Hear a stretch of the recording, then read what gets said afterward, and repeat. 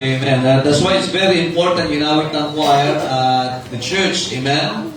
Alam nyo, in the Old Testament, ang ginamit ng Panginoon at dapat gagamitin ng Panginoon are the Jewish people. Are you listening? Amen? For the purpose of giving the Word of God throughout the world. But remember this, that the Jewish people, they have rebelled against God. Amen? Kaya ang Panginoon sa Kristo nagsimula ng simbahan.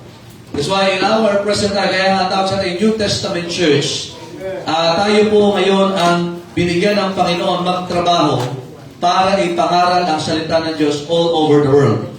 Amen? Kaya mahalaga yung statement of faith. Marami nagbabago ngayon. Hello?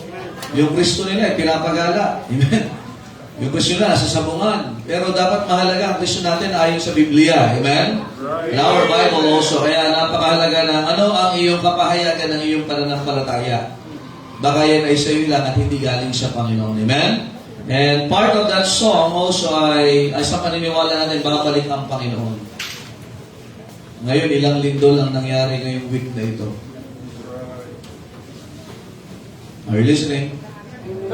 Alam nyo, pag ganyan may mga natural calamities are from God. It is also called evil by God. The word evil means calamity. And these are not just mere accidents. Nakikinig po ba kayo? Hindi po ito aksidente. Though it's there, it's a natural phenomenon. But remember this, that God holds even, mga kapatid, yung tinatawag na foundations of the world. He can shake it whenever He wanted it. Amen? Kaya nga, yan po ay hindi lang dapat makita natin na maawa tayo, but this is a wake-up call for us to see the signs of the times. Amen? Hello? Are you listening? Sino dito nakapaglaro na sa inyo ng yung treasure hunting? Treasure hunting. Ayan, yung, di ba, may hahanapin kang mga sign diyan na, nandito yun, tapos next step. Now, sa Bible, may tinuturo nila pa about the signs. Amen? Let's open our Bibles, please, to Matthew chapter 24. At babasahin po natin ang salita ng Diyos ngayong umaga. Are you here for the Word of God? Amen? Parang ang bigat ng inyong mga dalahin. Hindi kayo maka-amen. Hindi kayo ma-enjoy. Ganda ng awin din. Iba sa inyo parang ano pa rin. Ayan. Kaya nga maraming tulog talagang Kristiyano ngayon. So, kailangan magising. Matthew 24. At atin mo nga aralin po yan. And I hope that you are ready to study God's Word this morning. Amen? Alright, Matthew 24, and let us read verse number 3. Alright, are you there? Amen? Okay, verse number 3, let us read all together. Go. And as he sat upon the Mount of Olives, the disciples came unto him privately, saying, Tell us, when shall these things be? And what shall be the sign of thy coming and of the end of the world? So that has been the question even ng mga apostol ng Panginoon. Ano ba ang palatandaan ng iyong pagdating? Now, may dalawang pagdating ang Panginoon dito sa mundo ito. First is yung kanyang kapanganakan. That is the first coming. Nung ipinanganak ang tagapagligtas. Kaya nga mula panahon pa nila Eva at Adan, pinangako sa Genesis 3:15 na may ipapanganak na tagapagligtas. And how many thousand of years na yan? 2,000 years, 4,000 years, pinanganak ang tagapagligtas. So, sa first coming. Noong ang Panginoon ay umalis, nangako siya na babalik siya. Dati ang hinihintay ng buong mundo ay kapanganakan ni Kristo at nangyari. Ngayon, ang hinihintay natin ay ang pagbabalik ng Panginoong Kristo at tiyak na mangyayari. Kaya ang mga apostol, kasama pa nila ang Panginoon. Tinatanong na nila, Panginoon, ano ang palatandaan ng iyong pagbabalik? What is the sign of thy coming? Kasi chapter na ito ay bibigayan. Na iba pa ho yung pagbabalik niya, but look at this, verse number 4, and of the end of the world. Napansin yung may kama? Hindi po yung tulugan. Napansin nyo, may kama yan, King James Bible nyo? Now, hindi po aksidente may kama po yan, or grammatically correct po yan. Because the sign of the coming of the Lord, first, makikita natin mga kamay, it will be felt. It will be known. It is not secret. Are you listening? And remember this, babalik ang Panginoon. To get His what? People back. To get His children. Kaya may kasunod. Hindi pa yung nakatapusan. End of the world. Yung pagbabalik ng Panginoon is one thing, pero yung wakas ng sanlibutan ito, anong tinutukan ng sanlibutan ito? Ito yung panahon na ang kasalanan ay namayapag sa mundong ito. That's why it needs to be ended. Nandiyan po ba kayo? Amen? Nagagalit kayo ngayon, nagagalit tayo sa mga kurap. Tama ba? Huwag niyo ipag-pray na mamatay sila. Ipag-pray natin maligtas po sila. Amen? Because the end of the world is what? The justice of God sa mga hindi naniwala kay Kristo. Nandiyan ba ba kayo? So, narito ba kayo para mag-aral ng salita ng Diyos? Magbubuklat po tayo ng Biblia ngayon. I don't want to give you any opinion. I will just give you the Word of God this morning. At titingnan po natin anong epekto ng signs of the times. Amen? In Acts chapter number 1, tingnan niyo po, naulit na naman yung tanong na yan. In Acts chapter number 1, in verse number 6, ito yan. Sige po, nakita niyo na? Acts. Ang Acts po ay Matthew, Mark, Luke, John, Acts, and then Revelation. Hindi, dami natin lampas na nun. Okay, Acts. Nakita niyo na? Ikalimang aklat sa New Testament. Acts 1:6. Let us read. When they therefore were come together, they asked of him, saying, Lord, wilt thou at this time restore again the kingdom to Israel? Okay, tandaan natin. Pag nagbalik ang Panginoon, babalik po, mga kapatid, yung tinatawag na worship po doon sa Israel. The kingdom, kaya nga, yan po yung hinihintay natin, 1,000 years, millennium. That the Lord Jesus Christ will rule the world. Kaya doon, wala nang korap. Hindi kayo masaya. Nagalit kayo, gaano korap ngayon? Eh doon, pag ang Panginoon na nag-rule, wala nang korap. Amen. Yung DPWH natin, wala na. Wala nang contractor, tsaka congressman. Wala na po. Salamat sa Panginoon. Amen? Kaya ito yung pag-asa. Pero huwag kayong magalit. Huwag kayong mag-ubos ng lakas ng loob sa sama ng loob sa mga yan. Kasi hindi naman ito po ang kaharian ng Panginoon. But we need to understand ano ba yung sequence of events in the Bible. Ready na po kayo? Ay, may manalangin. Panginoon, salamat po sa inyong biyaya. And give us what we need this morning to also to set our minds on you, God, and our hearts to be at peace of what is happening today in the world, that these are just part of your plans, and everything is under control, and everything is in accordance to your will and in your timeline. Help thy people, O God, to be pacified, not to realize that we need to focus on the work that you have given to the church, and that is to preach the gospel. Salamat, Panginoon, sa pagkakataon ito. Kung meron pa hindi ligtas, ay ligtas siya po. And give us what we need this morning. In Jesus' name we pray. Amen. Thank you. Please be seated. Alright.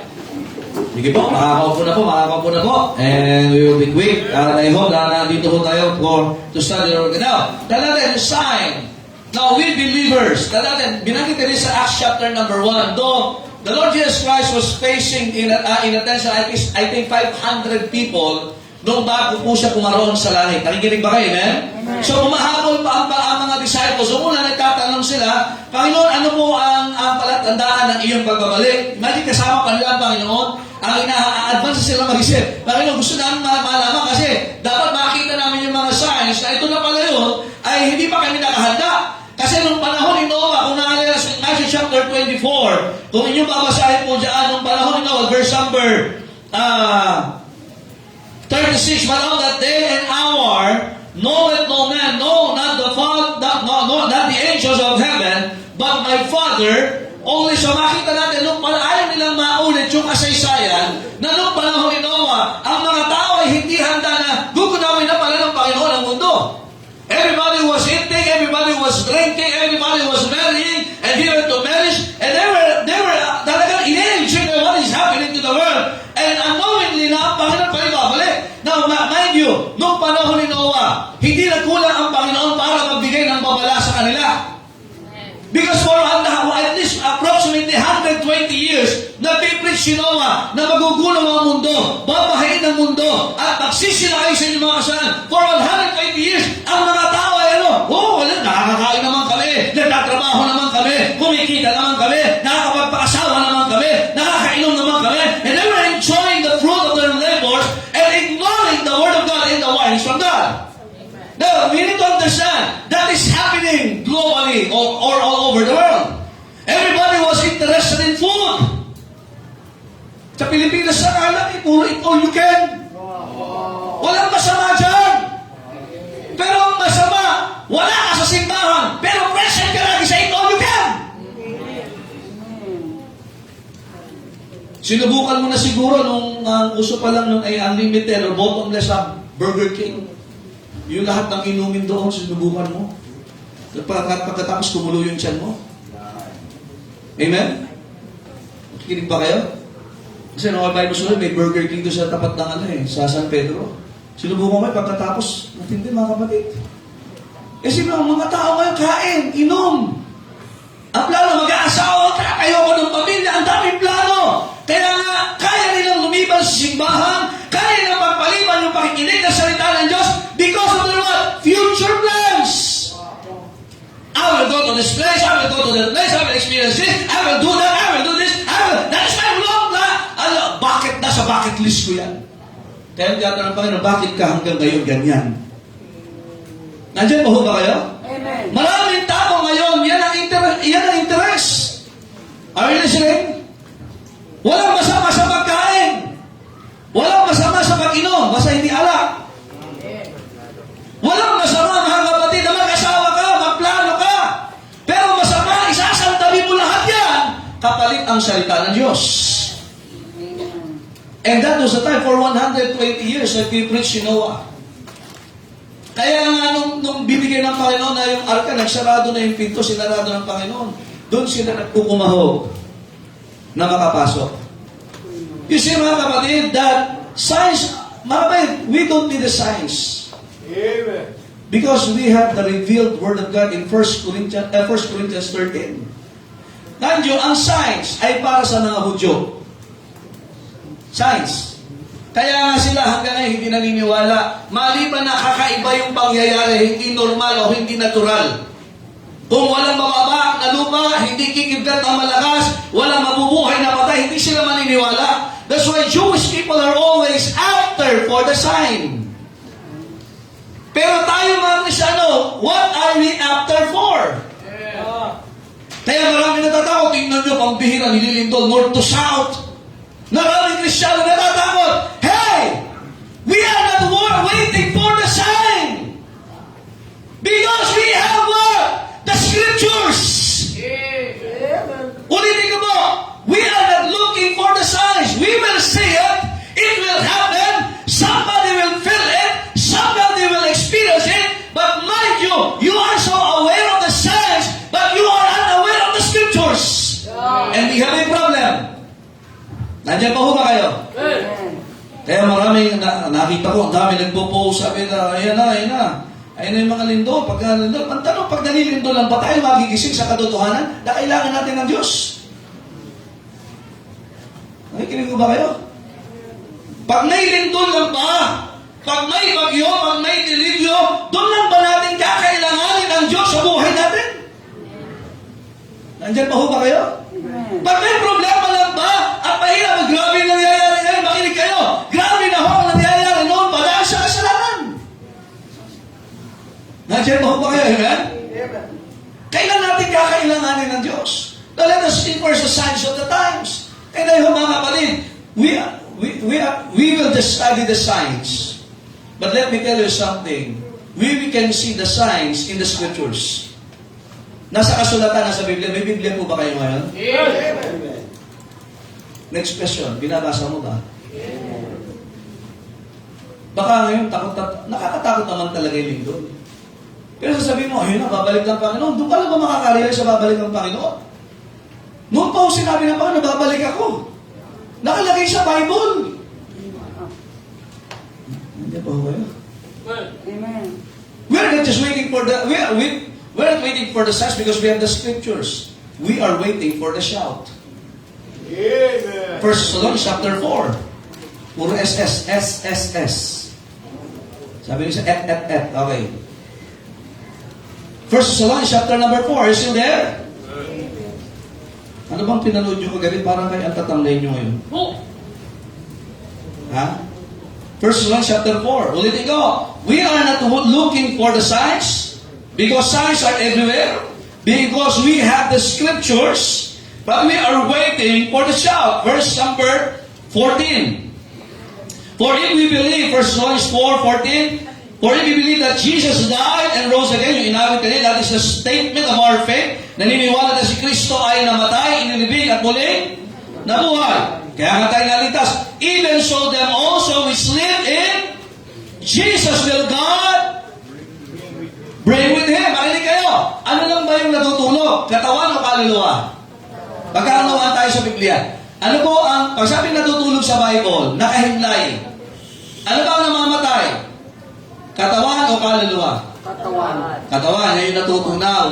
Kaya ang term ng Bible, pag ang Kristiyano, ang tao ay na kay Kristo, ang kanyang katawan ay nakahimlay. Pero yung totoong tao na yon, sabi ni Pablo, to be absent in the body is to be present with the Lord. Kaya nga yung mga pumanaw na, nakasama na ng Panginoon. Yung katawan lang nila ang nakahimlay. Nakikinig ba kayo, amen? But remember this, sabi ng Bible, verse 15, for this we say unto you by the word of the Lord. It is not a fiction, it is not an invention, it is from the eternal word of God. Sinasabi mula sa salita ng Diyos, that we which are alive and remain unto the coming of the Lord shall not prevent them which are asleep. Nakikinig ba kayo, amen? Ulitin ko, hindi po tulog ang inyong tinutukoy dyan, ha? Yung mga nangamatay, kanino? Kay Kristo. Verse number 16. For the Lord Himself shall descend from heaven. Nasaan ang Panginoon? Nasa krus pa ba? Na taon-taon ipinapako? Wala. Nasaan siya? In heaven. Anong ginagawa ng Panginoon sa langit? John 14. Preparing mansions for us.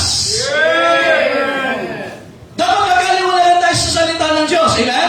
Nasaan ang Panginoon ngayon? Kailangan ba ba siyang ipako? Kailangan. Hindi siya nanatili sa libiyo. Nasa langit siya naghahanda ng mansion mo at mansion ko. Hindi kayo, wala pong share mansion. Individual ang ating salvation. Verse number 16. For the Lord Himself shall descend from heaven with what? Shout! Yan ang hinihintay natin. Bababa ang Panginoon sa kalangitan at marinig natin yung sigaw na yun. Look at this, sino yan? With the voice of the archangel. Sino yung sisigaw na yun? Si Michael. Marama. Hindi. Michael the archangel. Amen? Michael dito. Jordan, Dio. Amen? With the voice of the archangel, look at this, and with the trump of God, and the dead in Christ shall rise. First, imagine yung mga nangamatay. Dito, yung mga members natin na una na, sila yung unang papalta ng Panginoon ng katawan. Amen. Kaya hindi natin hinintay yung sign, hindi natin yung shout. Pag darig natin yung mga, imagine yung katawan nilang nakahimlay ngayon, mabubuhay. Wala na yung kahit alikabok na, durog na, bubuhay ng Panginoon with a glorified body. 1 Corinthians chapter 15. The mortal shall be put on immortality. The corrupted body will put on incorruption. Amen. Bubuhay. Tayo ng buhay, papalitan ito ng glorified body kapares ng katawan nila. Kaya we are not looking for the signs. We should look for the scriptures. Sabi ng Bible, search the scriptures, for in them that you think ye have eternal life. Study! This book of the law shall not depart out of them. Meditate! Hear it! Read it! Yan ang kailangan natin. Alam nyo, kaya maraming natatakot ngayon, kulang sa salita ng Diyos. Maraming nababagabag ngayon, kulang sa salita ng Diyos. Anong dinadala ng salita ng Diyos? Comfort. Look at this, verse number 17. Then we which are alive and remain shall be caught up together with them in the clouds to meet the Lord in the air. Sino na sa inyo ang may nakamit up sa clouds? Rick, imiminta mo ba yung misis mo sa clouds? Larry, Alma, doon tayo magdiriwang ng ating 12th anniversary. sa alaba. Eraserheads lang yan. Adik yun, mga kapatid. Ha?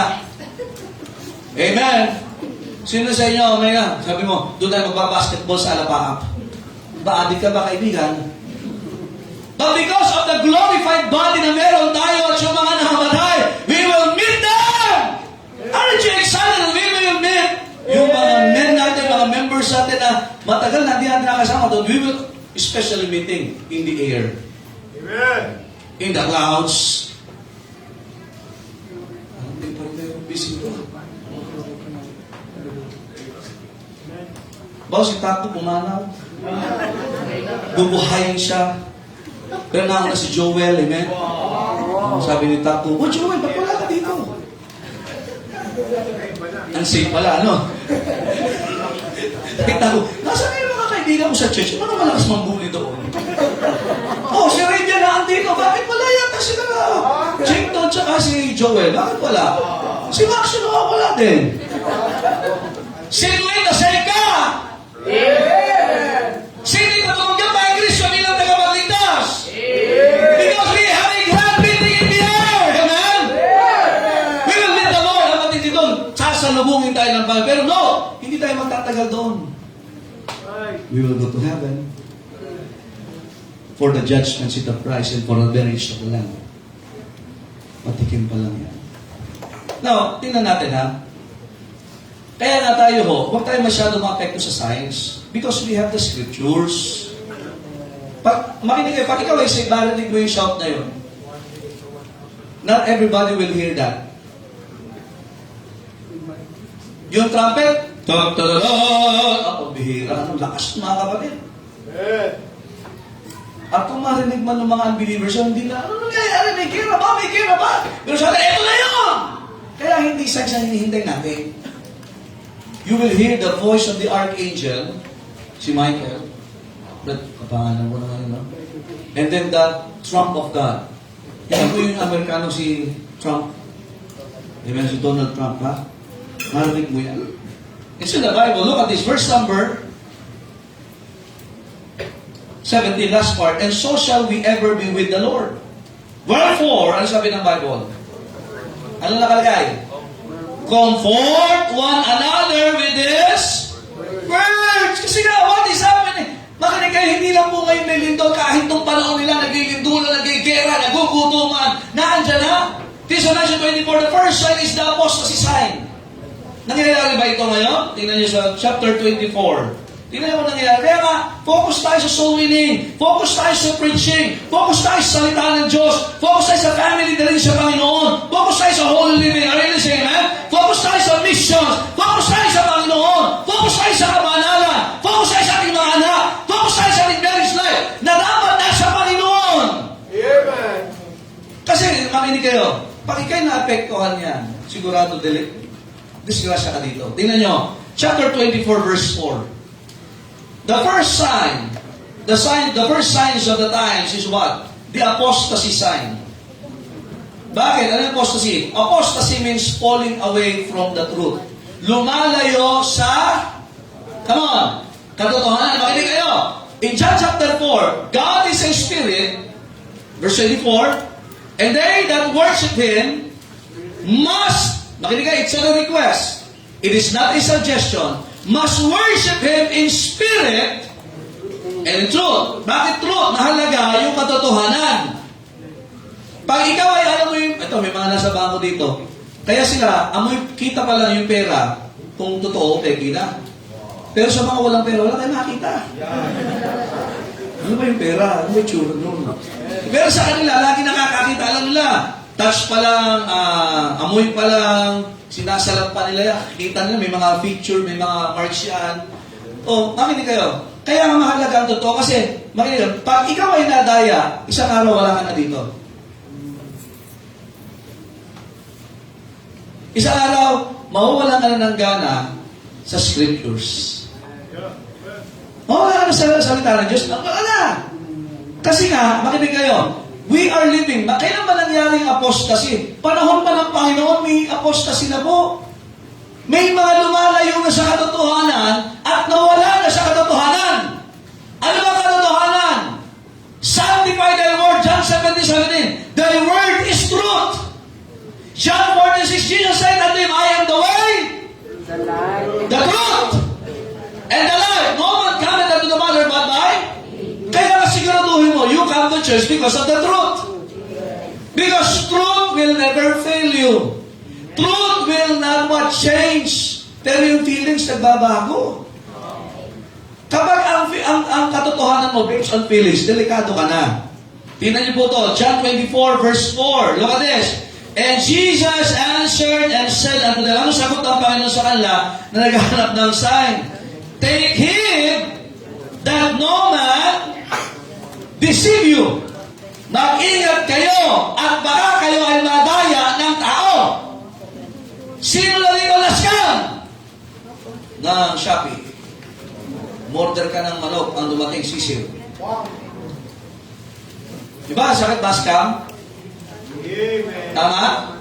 Alam niyo ba, ang ugat ng scam ay pandaraya? Nagagalit ka, nadaya ka doon sa binili mo. Hindi mo nakuha yung produkto na kailangan mo at binayaran mo. Nagagalit ka doon sa serbisyo na dinaya ka.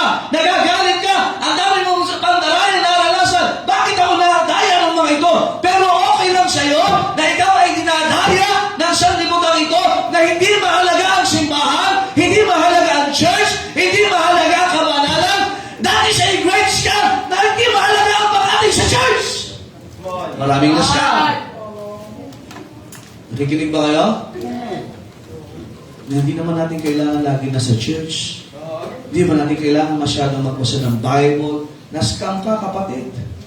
Hindi ka ba nagagalit na scam ka? Sinong nagturo sa'yo?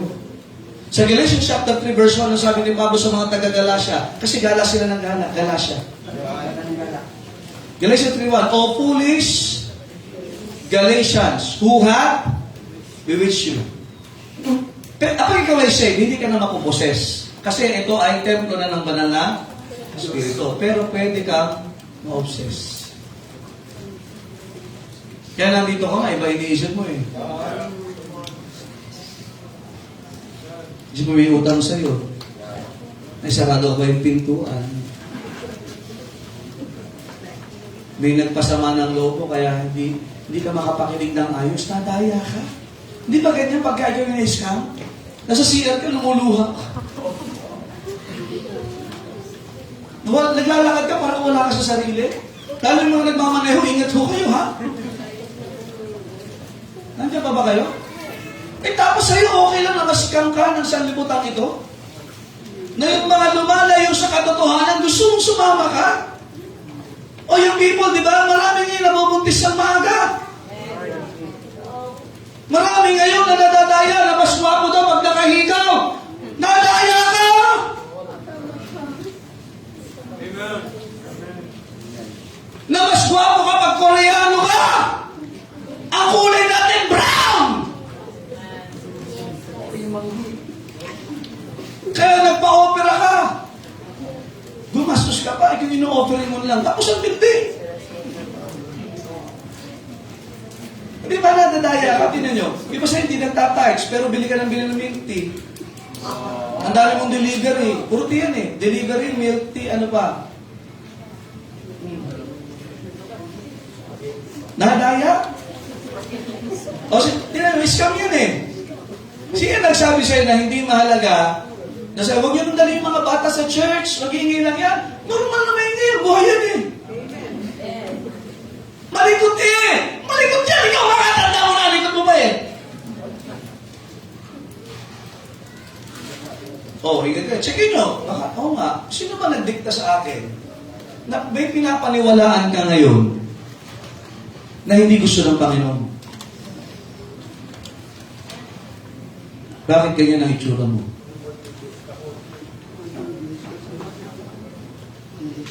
Bakit hindi ka masaya ngayong araw na ito? Ay anak ka ng Diyos. Amen. Nadaya ka, di ba? Ang mga malungkot lang naman, yung nadaya. Dinadaya ka ba sa simbahan ito? At hindi ka masaya? Parang yan. Masa pa talata. Tinan nyo. Verse 5, For many shall come in my name, saying, I am Christ, and shall deceive many. Ang dami may dala ng Bible. Kaya ba okay na online?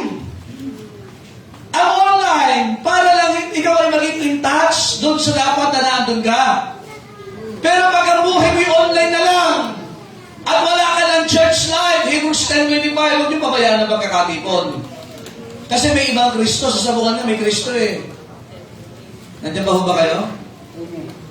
Tingnan niyo po, isa pa. 1 Thessalonians 2:3. Are you there? Eh, mababasa tayo, tingnan natin. Baka na, mahirap pag nadaya. Sabihin sa akin, Pastor, dinaya niyo ako. Bakit? Wala pa sa salita na doon sa pinag-aaralan natin? Dadayain ka ba ng Diyos? Kaya nga dito dapat lahat may Bible. Ang Pilipinas, nadaya ng 300 taong mahigit kasi pinagbawalan ng Biblia. Eh ngayon, Kristiyano ka na, bakit wala ka pang Biblia? Bumili ka. Wala na tayong libreng beams. Kasi hindi na tayo friend ng ibang pastor dyan. Amen? First, in-award kasi ng ibang mga pastor yung Bible, kaya wala na tayo. Okay, sige po. 1 Thessalonians 2:3. Pakibasa po. Sorry. Tama ba? 2 Thessalonians pala. Parang mali ako nang nabasa. 2 Thessalonians 2:3. Hindi pala. May dalawa pala yun. Okay. Ayan, okay. Go! Let no man deceive you by enemy. So, huwag ka magpadaya sa kahit anong paraan. O, tingin dito. Dito, pwede kayo magtanong. Pero huwag ka mag-preaching time. Sabihin niyo sa akin kung kayo ay dinadaya ng simbahan ito. Sabihin niyo sa akin kung wala tayong basihan ng salita ng Diyos sa ginagawa natin. Pero kung may basihan tayo ng salita ng Diyos, sasabihin ko ito sa inyo. Nandiyan po ba kayo? At hindi ako matatakot na sabihin sa inyo yan. Amen. Aral natin, verse number 3. Tingnan nyo. For the day shall not come except there come a what? Falling away first. Kaya nga ang isang palatandaan, maraming tatalikod sa Panginoon. And that man of sin be revealed, the son of what? Perdition. Sino yan? Ang Antichrist yan. Kaya nga, ang tanong, kumusta ang buhay mo? Ikaw ba'y palayo sa Panginoon? O ikaw ay malapit sa Panginoon ngayon? Kasi pagpasabing falling away, lumalayo na. Nandiyan ba ho ba kaya?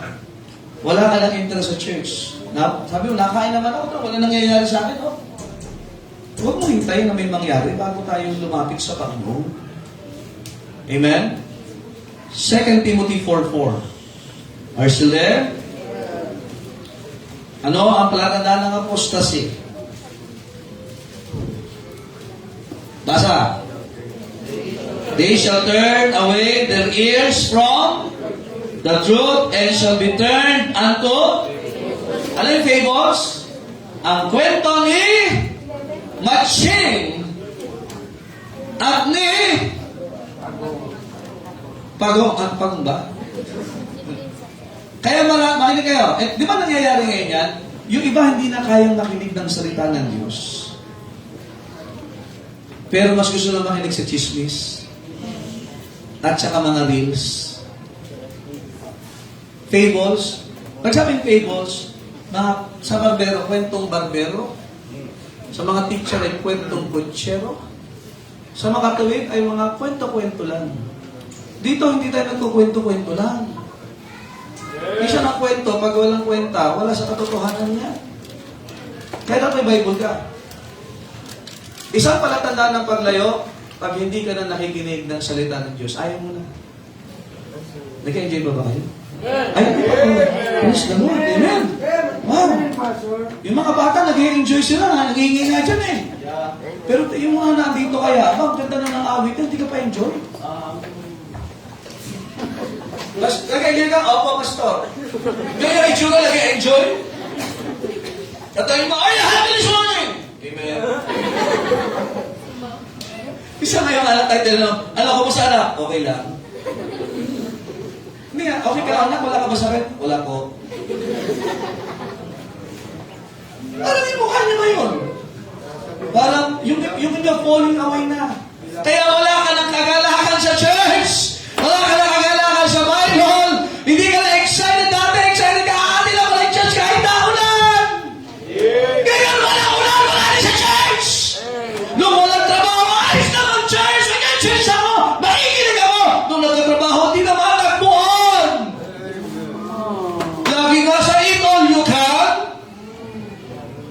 hindi nila can go to church. Amen? 1 Timothy 4:1, may dahilan. Nangyayari ba yan? Tingnan nyo. Saan mas maraming tao ngayon? Sa mall?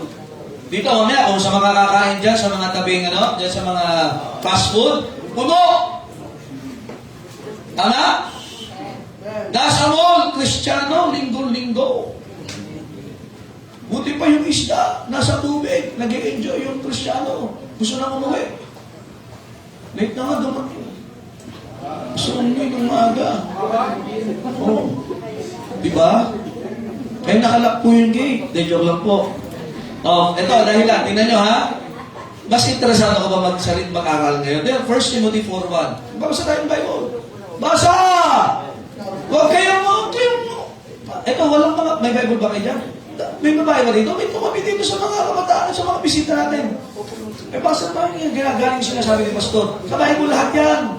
Babae, tumabi dito. Huwag lalaki kasi balikawan nyo. Okay. 1 Timothy 4:1.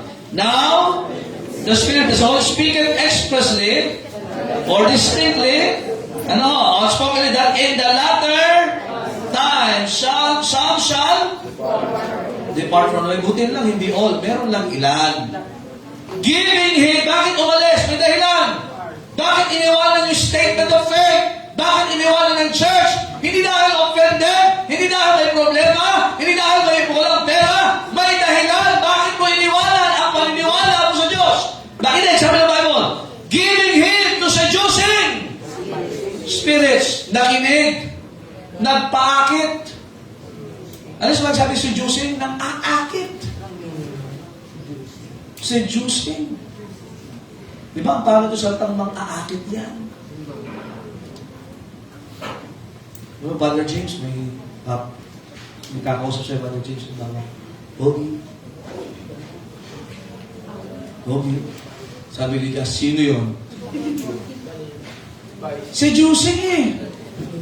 Nandiyan pa ba kayo? Hello? Bang, takbo. Pogi.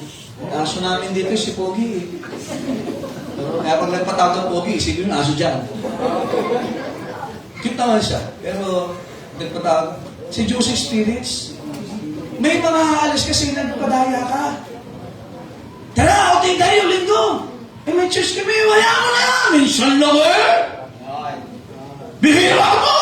Magtatampo ako. Siguro maunawaan naman ako ng Diyos.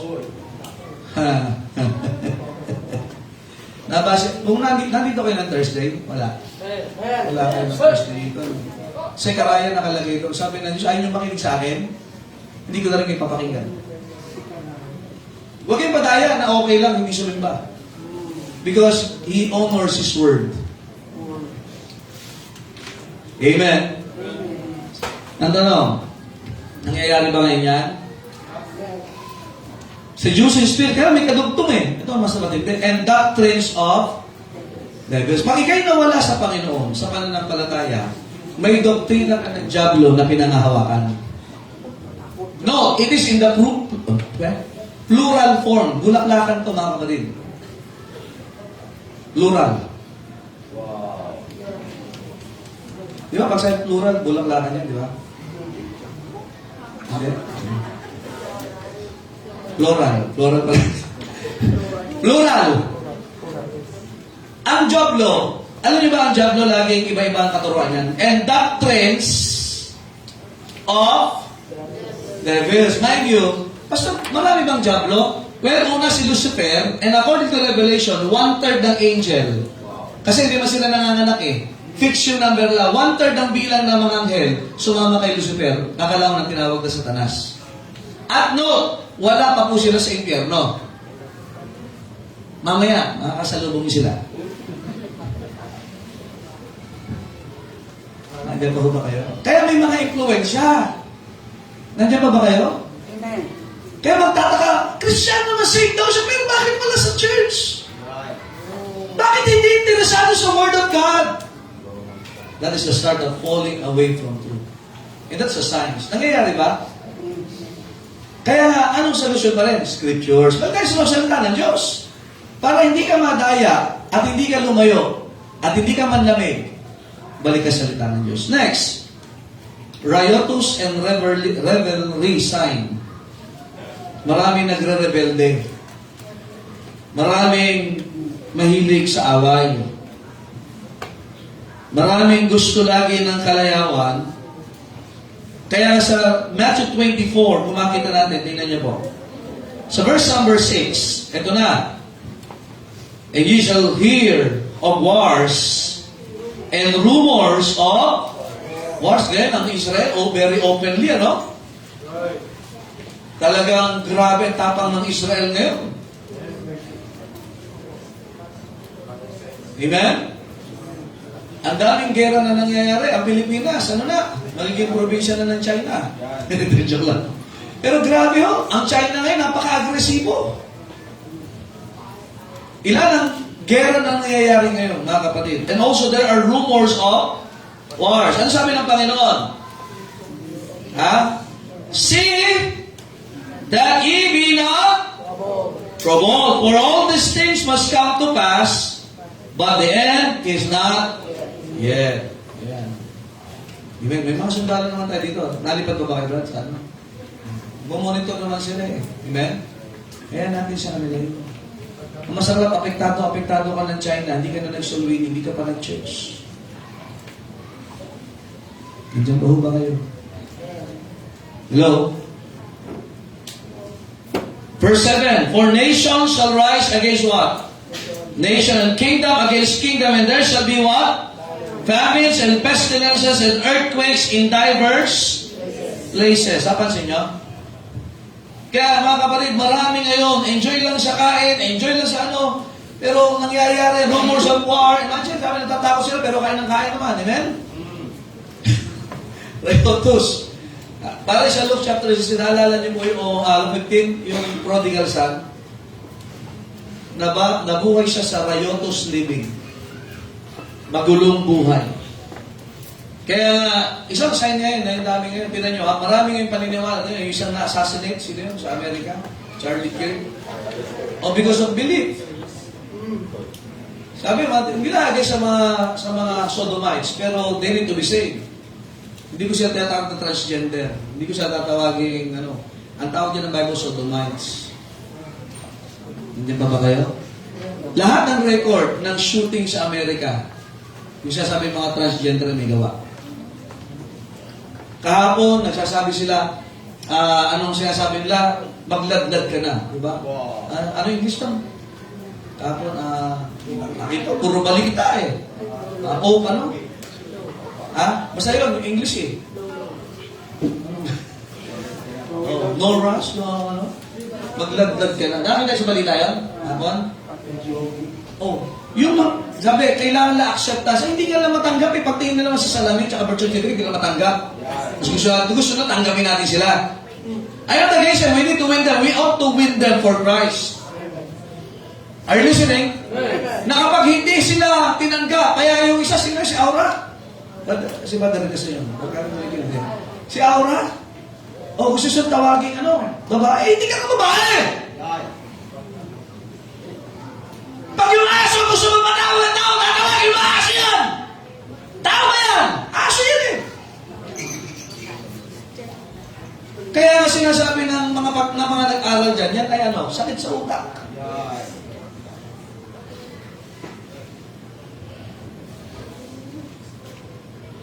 Amen? Nandiyan pa ho ba kayo? Kaya dapat natin maunawaan, mga kapatid, these are signs. And it affects our what? Naapektuhan yung pagtangi natin sa salita ng Diyos. Kaya apektado. Also, spiritual and moral decay. In chapter 24, verse number what? Tignan niyo po. Sa verse number 12. And because iniquity shall what? Abound. Iniquity shall abound. The love of many shall wax cold. Kapag tumitindi ang kasalanan, maraming nanlalamig. Hindi ba dapat pagka mas matindi nangyayari sa mundo, dapat lagi ka na sa Panginoon ngayon? Lalo kay magulang. Hindi check mo yung anak mo, baka mamaya natataya na yan.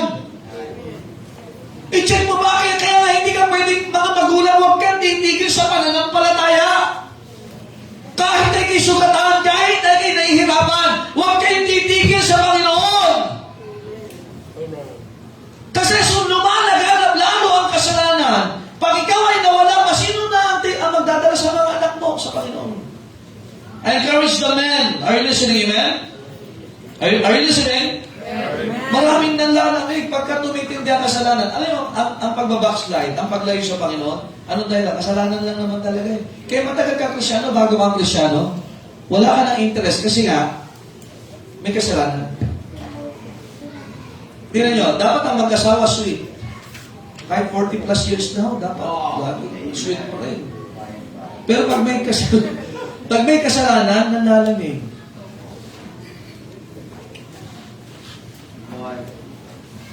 Tama ba? Bakit hindi ka na gaya ng dati? Naiinis ka na. Dati naman, gusto mo ko laging katabi. Yung bubong ng bahay namin, kahit pinagbabawalan ka ng magulang ko, lagi ka nakasilip pa. Ano ka kapro eh? Aswang ka ba? Di ba talaga naman grabe ang iyong... Pero bakit ngayon? Alam mo, makinig kayo. Mga asawang lalaki, inutusan tayo mahalin ng misis natin eh. Pagka ikaw ay may kasalanan, nagbabago talaga yan. Ramdam ng asawa yan. Ang anak, ganun din. Pag may kasalanan tinatago, nagbabago ang relasyon sa magulang. Iniquity siya lamang. Kaya pagka tumindi ang kasalanan, yung love nababawasan.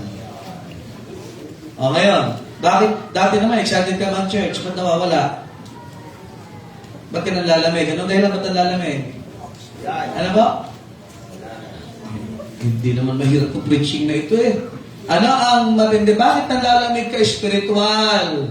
Yung Bible mo, di na nabubuksan, sa church na lang. Hindi mo makita, tapos na magbasa, hindi mo nakita. Hello? Nung baby, may bagong baby, talaga yung anak, talagang woo! Aba, nung lumaki na nasa mo, baka nasa doon na. Kasalanan yan! Ay, lugi talaga yung mga pangalawa. Yung mga panganay, asikaso kasi ka, pagdating yung pangalawa, pangatlo, pangapat, panganay. Pang-10. Kaya na yan. Pero yung panganay, ganting. Kasalanan yan, favoritism yan. Dapat kung paano pagtrato mo sa panganay, ganun din sa mga kadalawampung anak mo. Pantay-pantay dapat. Okay, bakit minsan nawawalan ka ng gana mag-church? Dati kahit may sakit, nag-church. Sa mga karantay, kaya mo to. May ulan, nag-church. Mainit, nag-church. Ngayon wala namang ulan, walang bagyo, walang baha sa bukana. Wala ka rin sa church. Ang matindi na iwan mo pa yung Bible mo dito. 3 buwan na. Amen? Kapatubos na nga eh. At tingnan niyo ito. I think that's in First Timothy. Sige po, pagbigyan niyo lang po, tatapusin ko na po ito. Tapos na naman tayo sa rapture. May resurrection.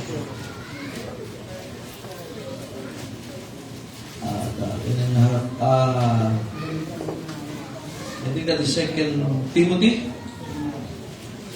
Chapter, ayan. Walang text ko. This now also in the last days. Mali yata ito sulat ko. Perilous times shall come. Ayun, basta magdakita niyo mga kapatid, pagsabihan na lang ako. First and 2 Timothy, tingnan nga. Ha?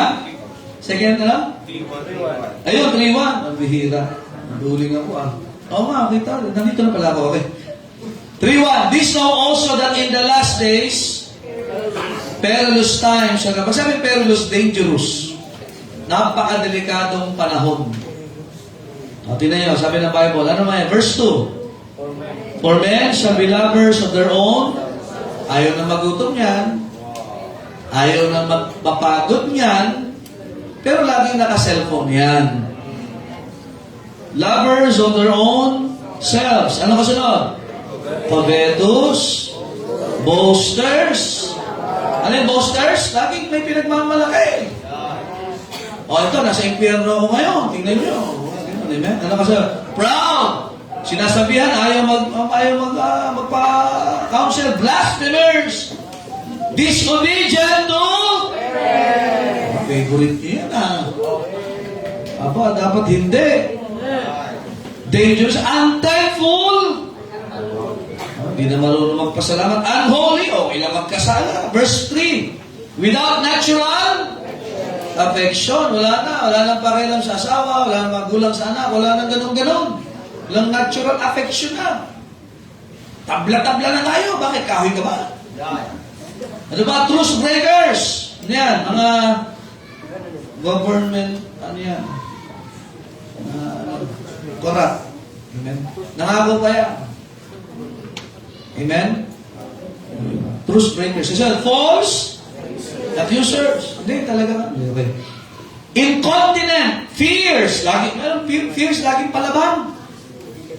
Nakakita na kayo anak na laging palaban? Palaban? Laging tapang. Ano nangyari sa school? Bakit? Laging palaban Fierce. Diba, tinuturo yun ngayon ng mga nasa sanlibutan ngayon? Dapat mukha kang fierce. Laging palaban. Pero tamad naman pagkalabahan. Dapat pagkatrabaho, malaban ka. Sino magluluto? Ako na! Sino maglalaba? Ako na! Nandiyan dapat! Hindi yung pagka may gawain bahay, nangihina. May linisin, Matindi yung mga hugasin, ang nakakakita, tatay at nanay na. Pero yung mga anak, hindi makita, no? Nasaan po? Wala po, Pero laging palaban pag sa ibang bagay. Ang kasunod, despisers of those that are good. May gumagawa ng tama, naiinis ka. Dapat natutuwa ka pag tamang ginagawa. Naiinis tayo pag mali. Kaya nga huwag ka nang manood ng mga sirko sa Kongreso at Senado, naiinis ka lang Kasi lahat sila may tama. Amen? Okay. Mind you, may nagtanong, Pastor, kayo ba sa mga politiko? Wala tayong ano dyan. Ay, hindi ko na lahat pero karamihan sa alakurap. You're 99%. 0.99. Meron ba mong malinis? 0.01. Sure. Wala ano ba dyan? Tapos sa simbahan, natanong ni tatay kanina, Pastor, pinapapagawa ba yun? Wala magaling ka lang mayor dyan? Wala po. Kay Governor, lahat na. Paano pag nagabot sila? Wag na lang. Madami pa tayo. Amen? At least alam natin simbahan galing sa Panginoon. Amen. Walang dinonate na sasakyan dito galing kay Congressman or kay DPWH. Galing sa mga miyembro. Bakit yun? Sasauli natin, Sauli na namin kasi dinako mo. Alam mo naman magdanako yung mga yan. Amen? Tuloy natin. Traitors, heavy, high-minded, lovers of pleasures more than what? Lovers of God. Ito, verse 5. Tingnan nyo matindi ito. Having a form of godliness, but what? Denying the power thereof. From such turn. Mukhang banal. Pero hindi naman. Sabihin, hindi naman ako nakakalimot sa Diyos. Wala ka sa Diyos, hindi ka nakalimot sa Diyos. Ikaw nga nakikinig kahit yung mga naka-live na nga tayo para yung talaga mga nasa ibang bansa wala talagang masisimbahan. Alam sa China, sa mababa na simbahan. Africa, ay hindi pa makapanood. Tapos sabi mo, mahal mo ang Diyos. Ano ba kayo? Signs of the times. And also yung tiyatag na famine. Matthew 24:7, binagit na kanil taggutom. And last days, earthquakes. Mind you, sa Revelation, ilang beses binanggit yung earthquakes. So binanggit yan ay great earthquakes. Kaya yung lindol ngayon na nangyayari, hindi pa ho yan yung matinding lindol na mataranasan ng mundo ito. Wala pa yan. Okay, magkala pag nangyari yun, wala na tayo dito. May rapture. Kaya yung rapture, If you are saved, tinanggap mo si Kristo, alam mo, pinatawad ka sa lahat ng iyong kasalanan, nanampalataya ka sa Kristo, namatay, inilibing at muli nabuhay para sa iyo. Makinig ko kayo, hindi ka nakasama sa tribulation time. Ang tribulation, dalawang bahagi yan. 7 years, first 3.5, and second 3.5. Yung first 3.5, dahil nga after ng rapture and resurrection, magulo itong mundong ito.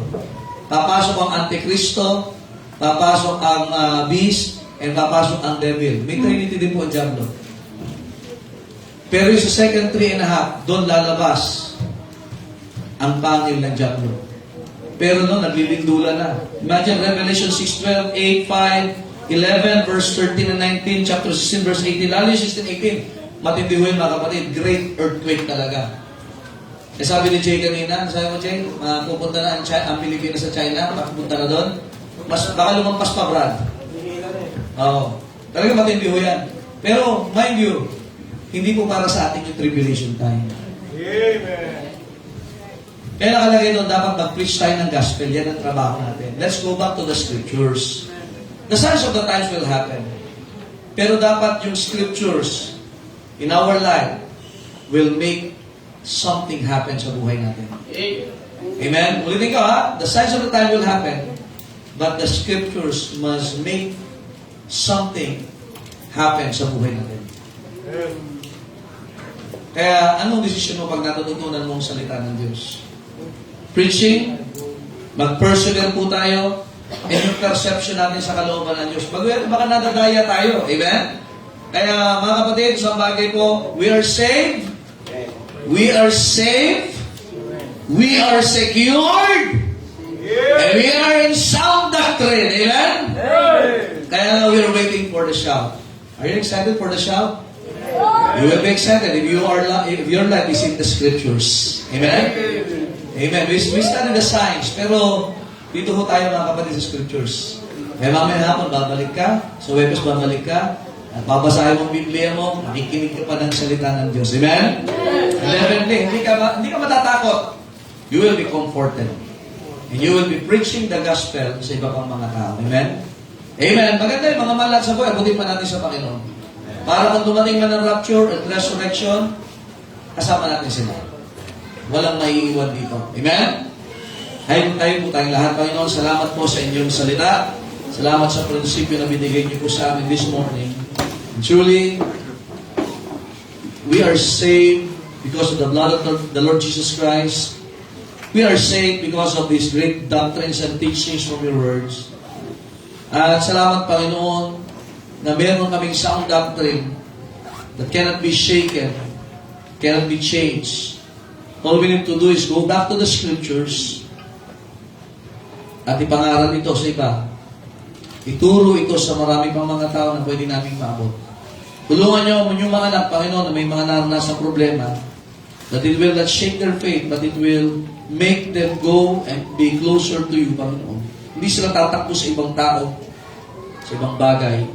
Pero sa inyo po sila lalapit, sapagkat sa inyo lang po meron pong comfort and safety. Salamat, Panginoon, sa mga pangako niyo po sa inyong salita. That our future is secured. That's why kailangan namin gawin, Panginoon, ang mga kalooban niyo po sa aming buhay na dapat namin gawin.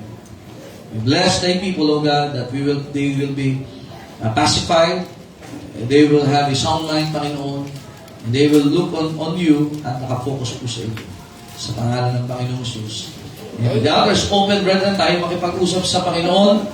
And I hope na ang salita ng Diyos ay nagbigay ng kapayapaan sa ating kaisipan. Na hindi lang tayo dito sa mundo. Sabi ng Panginoon, I have prepared a place for you. And if I go and prepare a place for you, I will come again. Babalik ang Panginoon. We should not be bothered by the signs. Yes, we will be affected. Pero sana hindi yan na magpapalayo sa iyo. Nawa ang scriptures ang magdudulot sa atin ng conviction. Hindi tayo lalapit sa Panginoon, hindi tayo magiging malapit sa Panginoon dahil may mga kalamidad. It will happen. Pero sana ang salita ng Diyos ang magiging dahilan bakit tayo malapit sa Panginoon. It's not the signs, but the scriptures. We are waiting for the blessed sound of the trumpet, that we will meet the Lord in the air. There will be a grand reunion in heaven. There will be a grand date in the clouds. Our future is secure. Kaya nga, kapatid, ang kailangan natin, go back to the scriptures. Kailangan yung revival na sa atin, and let us reach more souls for Christ. Let us reach our classmates, our relatives, our friends, our acquaintances. Let's reach the world for Christ. Marami ngayon natatakot because of what is happening all over the world. That we believers, pinapatotohanan lalo lang ng Panginoon na ang kanyang salita. It abideth forever. Heaven and earth shall pass away, but my words shall never pass away. Remember this, brethren, we are not included in the great tribulation, but we will be included in the great judgment seat of Christ. Kung payagan na madaya ka, magpatuloy tayo sa Panginoon. Panginoon, salamat po sa inyong salita. Thank you, God, for thy people. Knelt down, knows their heart, Panginoon. Comfort the hearts of thy people with these scriptures, O God, with your promises. At dalangin namin, Panginoon, magpo-focus kami sa inyong salita, sa mga pinagkatiwala sa aming family, sa church, sa ministry, trabaho, para maging blessing, para makakapag-share ng gospel, at paano mamuhay ayon sa inyong kalooban. Salamat, Panginoon, sa comfort ng inyong salita. Thank you, God, for the secure future na meron po kami. And thank you, God, for saving our souls, for giving us your scriptures. In Jesus' name we pray. Amen. All the people said? Amen. Kaya nga, pag tayo ay nakakaramdam, sabi ng mga fear not. Amen? May salita po tayo ng Diyos. Amen? Huwag tayo masyado ma-apekto what is happening today. Amen? Ang maganda, you focus on the Word of God, focus on the things na binigay sa'yo ng Panginoon, huwag ka papadaya. Amen? Amen? There are so much at stake po sa buhay na ito. Ayaw tayo po nag-enjoy sa salita ng Diyos. Amen? At least yung ating part of eschatology ay nadaanan natin. So tayo po tayo lahat at may baptism yata tayo. May baptism ba? Prepare na sila. Amen? Alright, dalawa. Praise the Lord. Amen. Tayo po magwakas na panalangin. Hilingan natin sa panalangin si Brother James. Brother James. Amen. Nagre-ready na ho yung ating baptisms. Amen po. Amen. Tayo po ay manalangin amang banal na makapangyarihan sa lahat sa mga Panginoon. Sa muli ay paggamit mo sa aming mga pastor upang kami po ay mapangaralan muli yung salita. Salamat po sa mensahe na aming narinig. And agad, Panginoon,